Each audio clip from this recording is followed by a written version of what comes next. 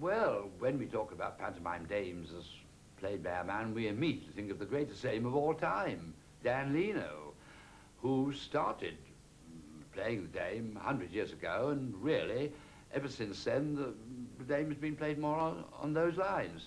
He was a diminutive little man. He played with a lot of sympathy, and he had a wonderful vocabulary of the working classes, and he was always in trouble with the police and the bailiff and so forth. He was brilliant, of course. He played Widow Twankey, he played the Queen and the Sleeping Beauty. But when you think that he, as Mother Goose, played a harp and ate a cream bun at the same time, it must have been hilarious.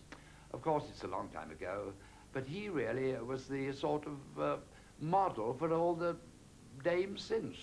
I mean, famous ones like George Robey and George Graves and Old Mother Riley and Norman Evans, they've all played that sort of low-class dame. Well, I started a different kind of dame. I was rather more refined, a little more upper class, you know. It certainly seemed to have been a success, and I enjoyed playing all sorts of parts, but I always wanted the children to think I was Mrs. Crusoe or Widow Twankey. I never took my wig off at the end like some people do. Some of the dames do. I wouldn't dream of doing that. I was really a snob about my dames, really, you know.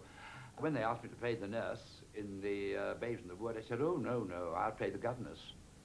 And of course, I love playing the Queen. I always like playing royal parts. And of course, there's some lovely gags that go with the Queen and the Sleeping Beauty.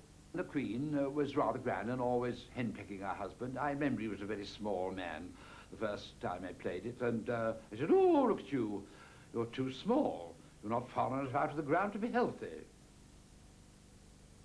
I think pantomime is a fairy story, and it should be played charmingly. I don't like pantomime sort of messed about with. I like to think it'll always go on the same way.